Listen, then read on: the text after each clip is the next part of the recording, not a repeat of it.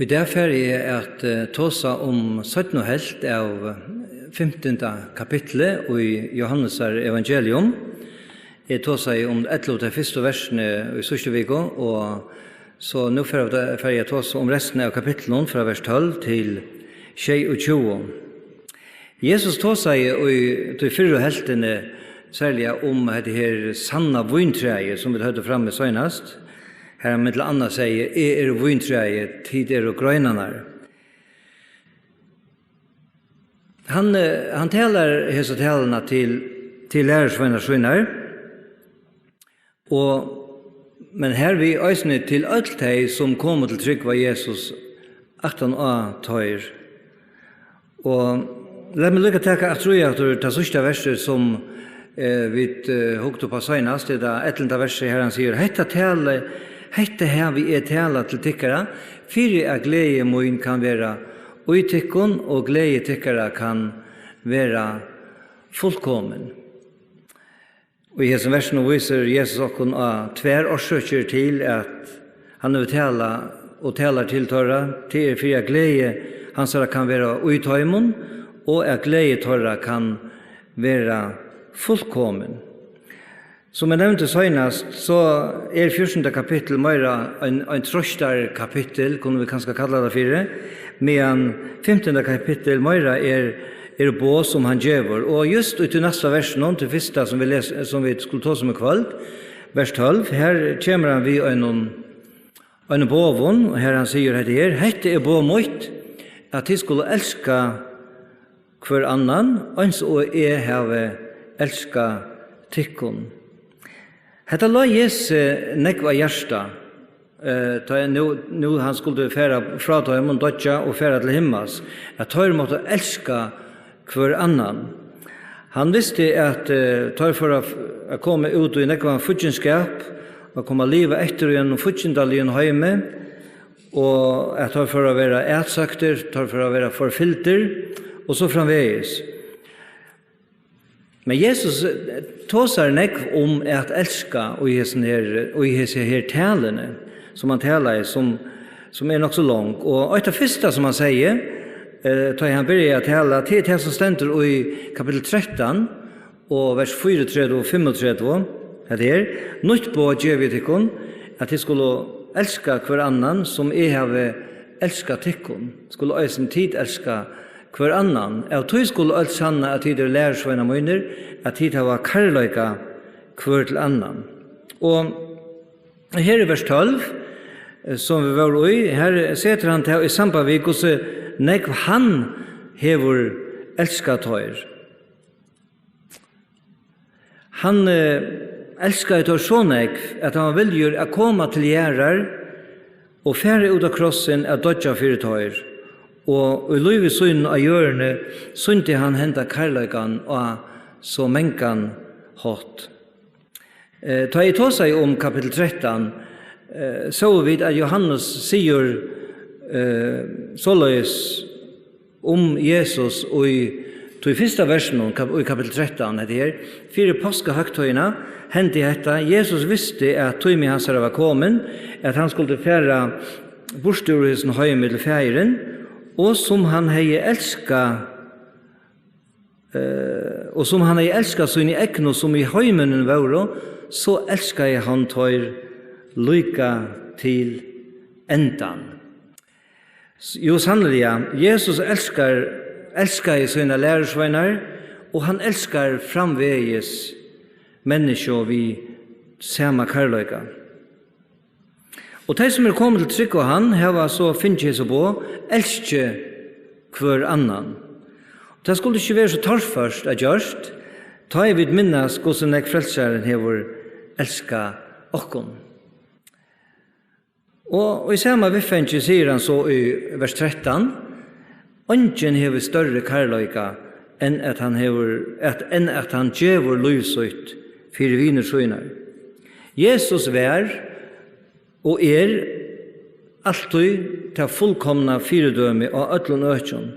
Han gav livsøyt for vinersøyner, men han gjør det i rønt å være oppatter mer enn det. Vi leser i noen versen som stand i Rombrevne kapittel 5, fra vers 6 til 8, Tog medan vid en var måttleis, døye Kristus, ta i tøyen var kommen, for godleis. Neivan for nekra dødja for en rettvisan, for en gaua kunne det være at onkra hei av møta døy. Men god viser karløyga søyn til okkara, vi er Kristus døye for okkon, medan vi enn var syndarar. Jesus, han døy ikke bæst for vinersøynar, nei, han døy for okkon, medan vi var futjindar, godleis og syndarar. Så kunne vi spyrja, hvordan vi okkon, hei nekkar av okkon vilja døy for et annet menneske? Det kunne vi spyrja okkon, men vi vet om mennesker som går og løs ut 4 ånder. Vi tar i følgen her til dømes vittnesbordar om menn som går og bjergjengar kransen til en annan ombord og får inn i degen at han hatt. Skal lese vers 14 i kapittel 15, her som vi er om. Gjera tid til som djevet til kom på om og tid viner, møyner. Hette her verset skal skilja såleis at, eller rettere sagt, det skal ikke skilja såleis at gjera vid ikke til som han djever okkom på om, så vi avviner hansara, eller han avviner okkara. Møyningen helt ut han at vi syna at vi viner hansara, ta vi gjera til som han djever okkom på om. Og i vers 15 stendur, jeg kallar til kon ikke langkur tænarar, til tænarar veit ikke hva herre hansara gjer. Når tikkon har vi kalla viner, til alt det som har hørst av feirmunnen, har vi kunngjørst tikkon. Han heldur fram i samme spåret og viser og i hesson vers noen munnen og i middelen av vera tænare og av vera viner. Og han viser okkon og at tar først og fremst å viner hansara. Og hesson vinon, som han sier det her, hever han kunngjørst alt som han har hørst fra feiersøynon. Jesus taler i ometalja negv til lærersveinar søynar med han var nere i hjørne. Slukt som han ikke sier fyr tøymon som ikke tror. Og her hendan her lenka talan et godt døme om, og sindre av tog som han sier vittor. Men eisen jo i det taler god til, eller Jesus til godsbøten, til frelstå. Og det gjør han vi høyla i andan og gjør noen årsøyt. Åpenbæra verur fire tøymon, andaligir sannløykar, som hesen høymur ikke skiler. Og til tog at det ikke kan skiljast vi vite noen, men vi hjärsta noen. Det vil si, høyla i anden åpenbærar til fire godsbøtnen. Hetta her viser Jesus og i hese talene. Han sier, som vi da har fyrt i kapittel 14, og vers 26, at som han sier, talsmæveren høyla i anden, som feiren skal senda i navn om øynene, skal lære tikkun alt, og minna tikkun om alt, som jeg har sagt tikkun. Og i kapittel 16, vers 13, som vi færa koma til, sier han, men ta i han ante sannløykans kjemur, skal han løya tikkun, han skal løya tikkun i atlans sannløykan.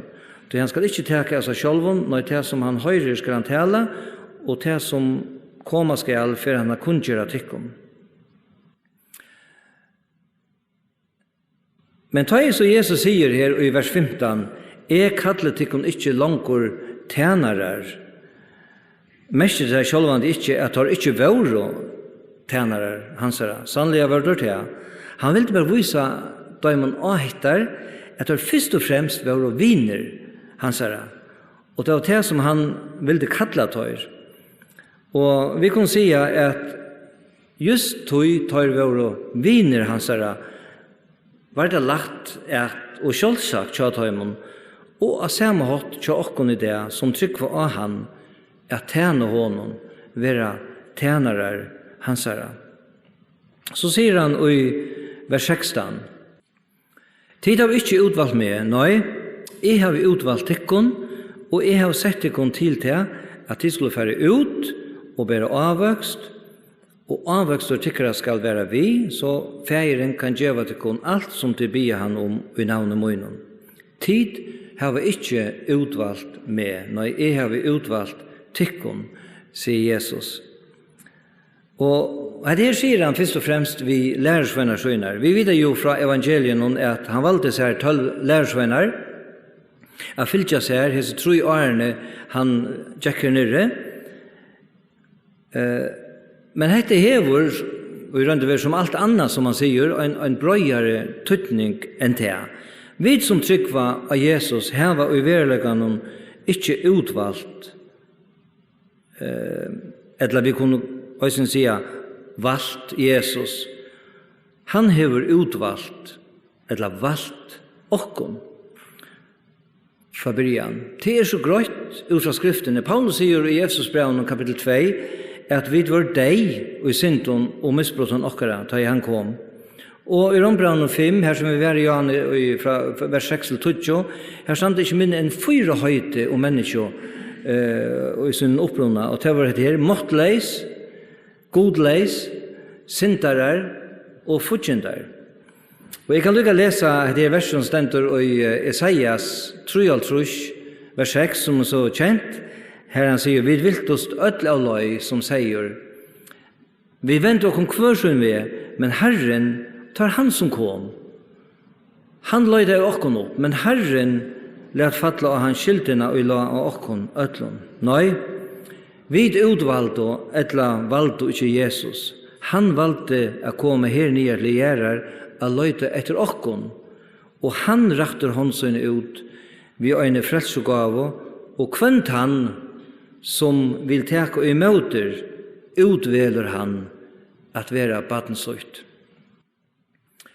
Og så gjør han øysene mer enn det. Han seter okkon ui starv.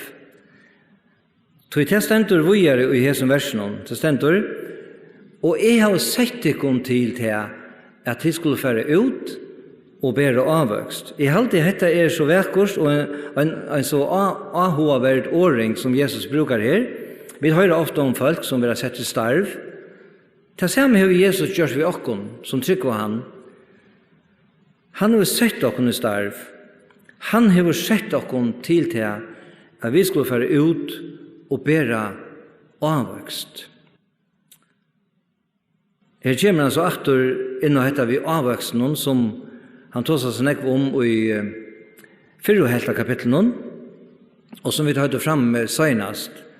Men lett meg nevne øysen i det at da Jesus tog seg om avvøkst og i liven og kjøtt om frelstå, så kan det være nekv imisk slø av avvøkste som han mener vi. Jeg skal bare minne av det som stender i Galaterbrevnen 5, vers 22 og 23, her det sender, avvokser antans i karløyge, glede, frigjør, lengme og mildløyge, gøska, trofeste, spekføre, frahalt. Og vi kan også huske om at om tann avvoksen som det at løye ånder mennesker til Kristus. Her kunne det være nekva annet nevnt, men jeg skal ikke stå som avvokser kvalt. Og så igjen sier han i hessen 16. versen som vi der og vi fer vi at og avvøkstor tykkara skal være vi, sier han. Avvøkstor tykkara skal være vi. Hva mest til at avvøkstor okkara skal være vi? Jeg tykker vi at det hever en evenløyga tøtning. Han avvøkstor som vi bæra og i hessen løyve for å suttjas aktor og i evenløyganen. Og for å heve en avverskan og i løyve okkara som himmelborgare. Her året skal være vi øyter av fromalen mene. Og i 3 øren støvun og i Johannes evangelion hever til vi kunne si en evenløyga tøtning. Jeg kan lykke vise det kan at det. Det stender i Johannes 6, 22, arbeidet ikke for mæten som forferst, men for mæten og i værer til evigt liv, til det samme året av fromalen, han som menneskesånden skal gjøre til henne. Og kapittel 8, og vers 35, her stender, og træleren verer ikke verande i husen noen allar æver, men soneren verer verande her allar æver. Øysene, og i 2 versen det heter samme året, mene, og det som her den æmenløyka tøtningen. Og så skal øysene lykka vise det kan 8-3, og det sender i kapittel 12, og vers 4-3, her det sendt så løys. Ta svære i falt jo honom. Vi da har hørt ur lovene at Kristus verur i allar æver. Hvordan kan du ta sig at menneskesåner skal være lytter opp? Hvor er disse menneskesåner? Skal jeg stå som disse versene bare vise og hettar? Den her æmenløyka tøtningen som heter året hever, som øysene vil brukt om den avvoksten som i liv i okkara, og som fyrir hever avvurskan av liv i okkara øysene og i himmelen. Og så igjen sier han at enda og i vers 16 og i kapittel 15 så fægeren kan djeva til alt som tid bia han om og i navnet munnen. Her et lyfte til torra som liva etter vilja fægersens, eller frelsarens, da jeg skal sige. Og legg særlig merke til trøyta i sørste årene som versen ui navne munnen. Bia vid ui navne hansara, til vil sia etter vilja hansara, og for at dyrmeta navn hansara, få vi til som vi ber om. Det lyfte. Skal lese vers 16. Det stod av verset. Hette båmot at de skulle elska hver annan. Aktor sier Jesus, vi lærersvennerne, at de skulle elska hver annan. Han har just sagt til Johanne, så vi løser i vers 12. Hette båmotene at de skulle elska hver annan, Øns og fægeren, øns og har vi elska tikkun. Hette båmot at de skulle elska hver annan, øns og har vi elska tikkun, sier han i 12. verset. Ta setter han da i samband vi som man sier her, øns og fægeren hever elska tikkun. Men her i vers 16 teker han teg årene bostor og sier best at han skulle elska hver annan.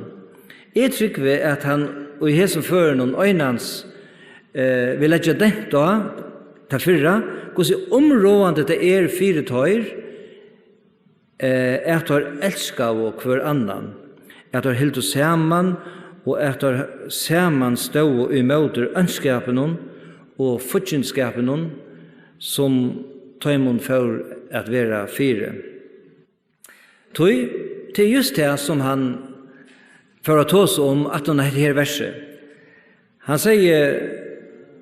Han sier fire dem hvordan mennesker for å heta døyr, og hvordan tar for å være ætsøkter, forfilter. Det stender i vers 18 og 19 og i sånn kapitlen. Versene som kommer bort at nå. Ta i heimeren hetar tikkun, skulle til vite at han vil heta med, åren han heta i tikkun. Vår tid av heimenen, hei heimeren elskar sitt ekna, men vi til at tid jo ikke av heimenon, når jeg har utvalgt tikkun ur heimenon, tog heter heimeren tikkun. Og i heimor stendur ikke færre enn 6 ferier i hesen baum versen. Og i heimor har flere tøtningar i Nye testamentet. 3 døme skal jeg nevne, og i kapittel 8, vers 20, stender hesen setningeren, heimuren våren til vi honom, vi frelseren, vi Jesusen. Her mest til at han skapte heimuren, eller all heimuren, alt det skapte. Og du kjente versen i Johannes 3,16, her stender du så elsker jeg god heimen, at han gav sånn sin hin øynborna. Her mest til heimuren, hesen heimuren, gjøren, eller rettere, ødel menneske av gjørene. Men i hesen bauen versen, vers 18 og 19, mestjer til de menneske som setter seg opp i møte gode, og til øysen i møte tøymon som tryggva av Jesus.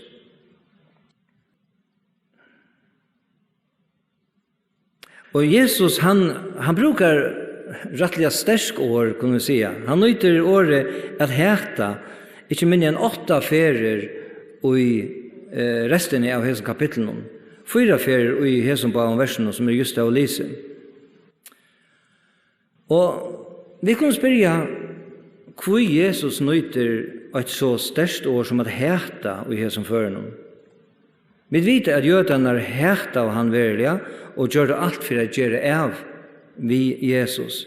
Men Jesus nyter till ösni om heimen, det vill säga allt det som inte vill tryggva av han. Och hur gör han det? Jo, det är tog att de som inte vill täcka vi heimsens bästa bådskapet om nage, om frälso, om fri, og sjálvandi ikke minst bjerging undan evig deia og døme, de ser han som slik, som herta han. Og ta han så sier i vers 18 her at ta i heimeren hertar tikkun, skulle de vite at han hever herta med, og han herta i tikkun, sier han i rønt og vero, at han skulle ikke halda det være nekka løye om tøyr som var frelster, hans bøten, som tog var vanlig mennesker vi bråten og brekon var herteier av heimen. Ta i han som var fullkomliga utan synd og aldri har gjort et mistak av nøkronslega var så herteier som han var. Og ta i var herteier.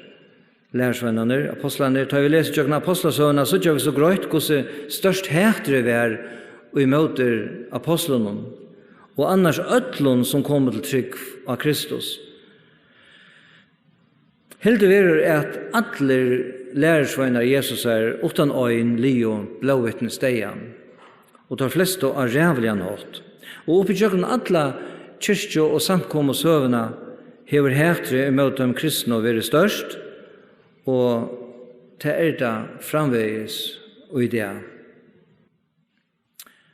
Og så vers 19, våre tid av heimenon, hei heimen elskar sitt ekna, men vi til at tid og ikke av heimenon, når jeg har utvalgt tikkun ur heimenon, tog heter heimeren tikkun.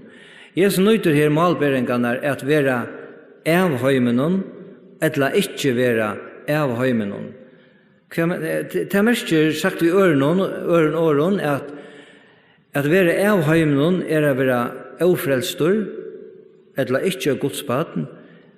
Ikke å være av heimenon å være frelstor, eller godsbaden. En som jeg leser hever givet Jesu år i samband vi hetta verset og sier det såleis, heimeren heter tikkun, tog tid jo ikke som han, men heva øyna ørvise trygg og liva eit ørvise liv.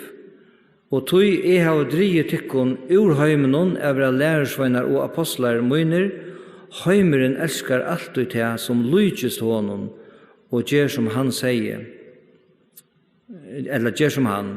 Og han hei elskar tikkun, altså heimeren, hei troarstøye og liv tikkara vere som hansara. Tui alt hetre fra heimenon og et preg om at tider og lærersveinar møyner, så det sier ein. Og Jesus heldur fram vi nøkron av det samme i vers 20 og 21, der han sier, minnest året sier vittekon, tjenaren ikke større enn herre hansara, her var det søkt at mer, for at jeg søkja her var det søkt at mer, for at jeg søkja at tikkon, vi, her var det helt i årmøyt, for at jeg halta årtikkara, vi.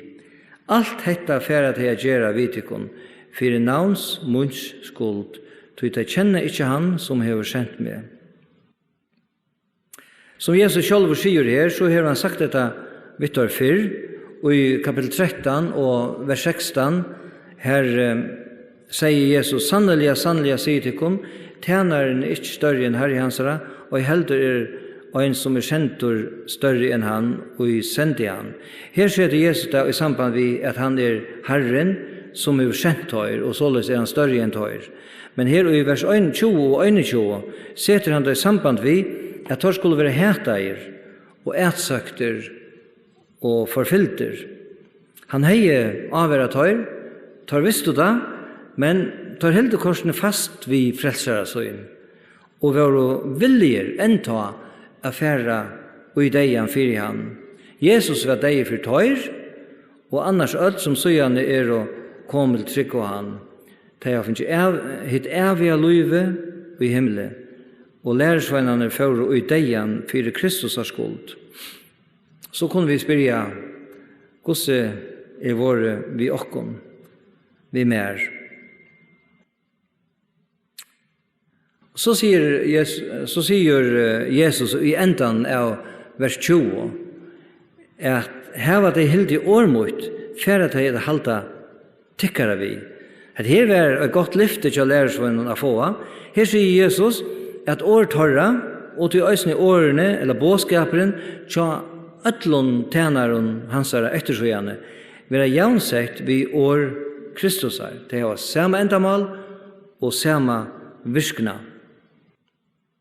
Paulus apostel nemmer vi det samme i 17. Korinthbrev kapitel 5, vers 20, kjent vers, her han sier, «Vid å ta sentebo og i sted Kristus er». Så sier han etter, «Som det hei være god og i aminte vi okkon, vid bia og i sted Kristus er, være sått vi god».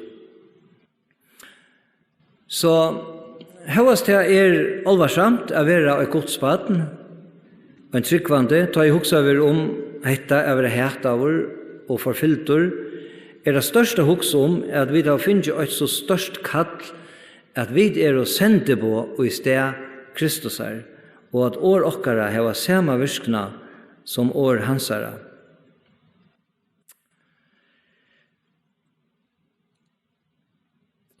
Alt hetta færa tei a gjera vi tykkon, sier han, for navns munnskuld, tog de kjenner ikke han som hever sendt med. For en navns munnskuld, hætur, ætsøkn, forfylking, alt som hesen høymur lite koma iver folkgods, kjemur, som Jesus sier det her, for en navns munnskuld. Til å si, tog folkgods gjottar se under navn Jesus her, sier seg være frelst, ikke vil teka lot ut tog som hesen heimur hever av bjøa. Og så sier han, og i sin samme versen, tog de kjenner ikke han som hever sendt med. Altså heimeren, tås han her. Tog de kjenner ikke han som hever sendt med. Nei, ta mennesker ikke vilja gjotta Jesus som frelsere, kjenner de heller ikke han som sendte han god. Og her kan jeg legge træt at høyast de trykva at en god til, kjenner de han ikke, tog de ikke har finnet et personligt samfella vi han. Og årsøkken at de har ikke gjort av Jesus, han som god sendte, som frelsere søgn. Så skal jeg lese noen vers. Jeg skal lese fra vers 22 til 25. Her stender så løs, «Vær ikke kommet, og hei tala til tørra, høyde de ikke synd. Men nå hava de ånka avsekan for syndsøyna.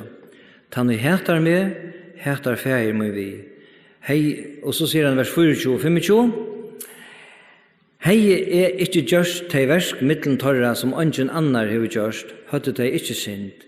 Men nå hava de sett de, og de hætar de bægir med, og fægir moin. Men året måtte jo genge ut som skriver lovtørra, de hæt av med vi ångare grunn. Her sier Jesus nekka som kan være og sint og ringt av skilja. Og i vers 22 sier han at her, vær ikke kommen og hei tala til tørra, høttet de ikke sint. Og i vers 24 sier han at hei ikke gjørst av verskmiddel tørra som ingen annar har gjørst, høttet de ikke sint.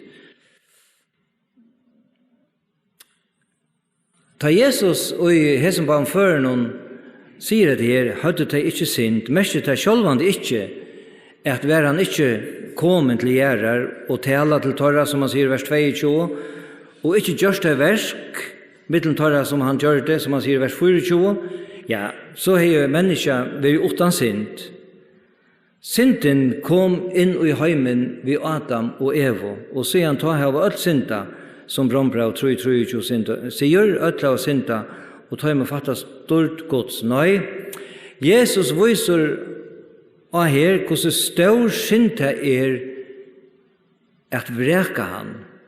Öll annor synd som vi kunne gjøre, vera lydel til stor, ikke fire rokna og i møte tog syndene, som eal synden, ikke at letja og i båskapen om nøye og frelse og evigt liv. Jesus taler ærestandig og mettelig alvarslige om dette samme og hentehatt. Og vi kan lese i Marskos kapittel 3, vers 28 og 29, her han sier dette her, sannelig jeg sier til kun, alt skal være menneskebøttene fire givet. Sinter og spottaner, hvordan større er det de som spotta, men tann og taler spottande med de høylige andanen, fer og i atler ever onka firegjeving, men sekur og i evig synd. Jeg skal ikke si så eller nek om disse versene, som nek kan sies om, men best dette at tøyda stendur om at tala spottande og med de høylige andanen, kan ta omfram anna og eisne merskja at vreka høylige andan, og han som fer av folden, og i løyvesynen hever vreka høylige andan, og hervi atlan goddomen. Fer, som det stendur her, og i atlar ever onka firegjeving, men sekur og i evigare synd. Jesus kommer eisen inn og hettar kanskje synder annerledes hatt og i Johannes evangelium kapittel 3, to kjenta kapitlen her vers 16, men i vers 8 sier han hettar, tann og tror og han ver ikke dømter, tann og ikke tror langt dømter, tog han hever ikke tro av navn øynborna sånne gods. Og i vers 36 sier han her at tann og tror av sånnen hever evet liv, men tann og ikke vil loja, altså det vil si at trykva av sånnen, skal ikke suttja livet, når vrøye gods være verande iver honom. Utan annars koma inn av sannleikene og i hesson versen, så jeg vet at det en ometallige alvarsom søk av reka båskapen om frelse og nøye. Og som det stendur i 17 helt av vers 22, og i hesson kapitlen her, altså kapittel 15, vers 22, men nu har det unga avsækan for sinnsøyna. Og det mest jo, sagt vi åren, at ungar omberingar nytta tandea ta i oppgjørst verur. Så igjen stendur i vers 23, tann og hætar med, hætar fægirmoin vi. Her viser Jesus aktor at det samme, som han har vist av flere fer i evangelien, hettar at han taler om seg og fægirsøyn som øyt, tar øyn og samme personer, tau der tveir. Tann og hætar Jesus, hætar god. Og vi kunne også sia, tann og vrekar Jesus, vrekar øysene god. Og så gjerne sier han, og i vers 25, men årene måtte jo genge ut, som skriver lovtarra, ta hæta av meg, vi ångkare grunn. Da Jesus nevner lovtarra og i denne versen, mener han alt gamla testamentet. Og dette her, at det hæta av han utan grunn, eller vi ångkare grunn, stendur som et profetår og i tvøymen av salmen i gamla testamentet. Og Jesus sier her, ta hæta av meg, som da er stendur i salmen. Ikke ta hæta av fægirmoin, eller ta hæta av god. Det kunne ta øysen steg, men just vi at det stendur, og som Jesus sier det her, og siterer gamla testamentet, tei hert av meg.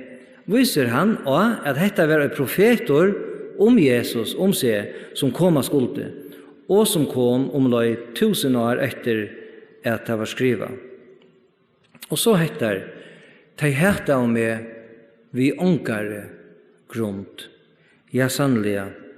Jesus og hans bådskaper har vært og vært enn i det hert av utan grunnt.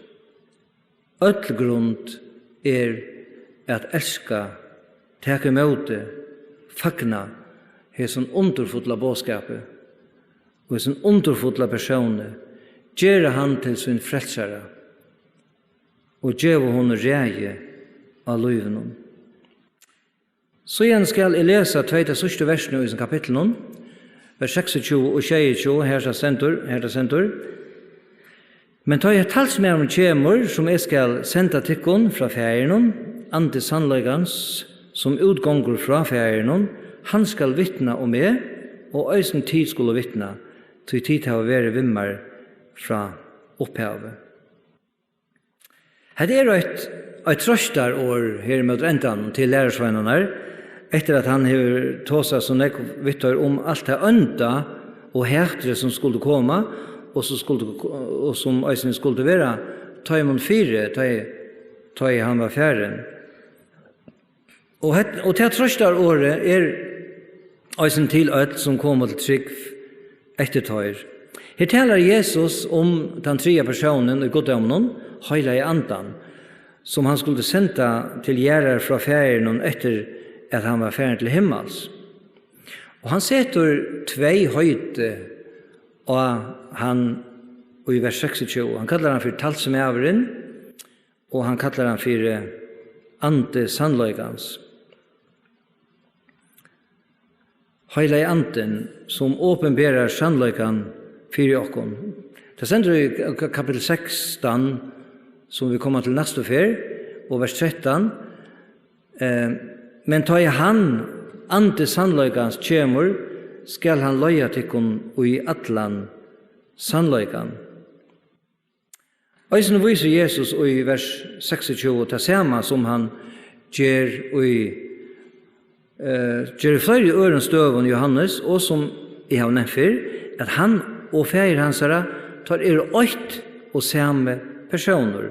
Han sier her i vers 26, men ta i talsmæveren kjemur, som skal senda tikkun fra feiren, andre sannløykan som gonger ut fra feiren.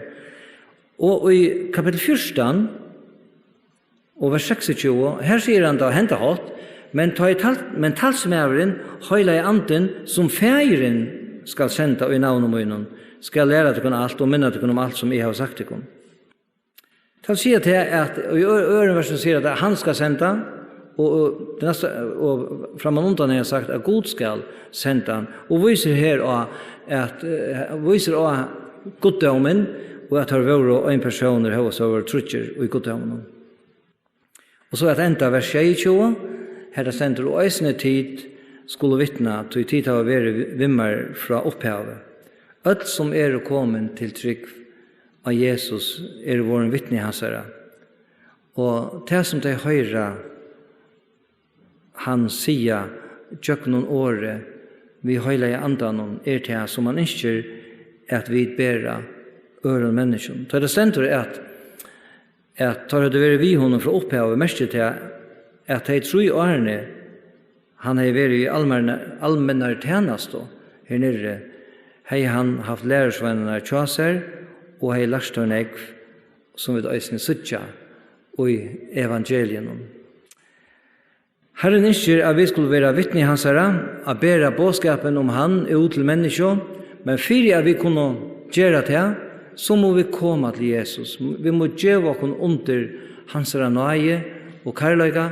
Vi må teke imot honom. Det vanlig at øyne hver som hører med i det, gjør alvare av at teke imot Jesus som sin personlige frelsere, og oppleve etter at han verur viner gods, og samstundes verer han øysene tjener i hans herre, og herre tre at fære han et evet liv og i himmelen.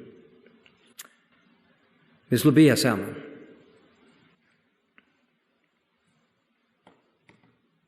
Gå fægir.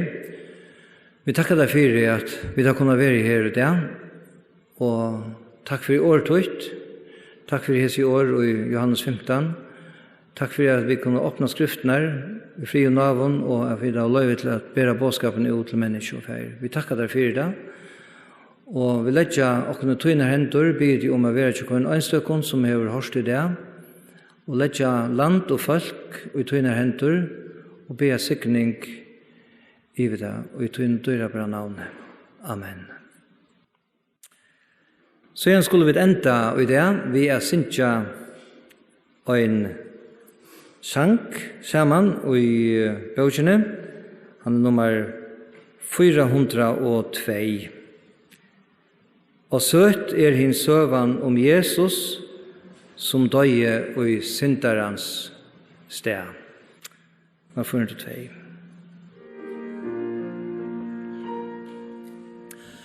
Og søtt hin søvan om Jesus, som døye og i syndarens sted. Og frelsare fire fall. Kom si hana atur ui det. Ein underfull søva. Hitt besta I høyra kan få. Og be her atlar evig singet at leve. Ta Herrans avsjøl skal sjå. Han kom av dem himmelsk og hatten, og blå han så krossen og rann. Jeg kjeipa mer evig av frelse, og her frelse fann. Ein underfull søva, hitt besta I høyra kan få, og be her atlar evig singet takk leve. Ta Herrans avsjøl skal sjå. Tøyn miskun som streymur flyter, Oi mittans kan karlægje tøyn. Nå mykje evigt tøyn nøye, tøyn frelse.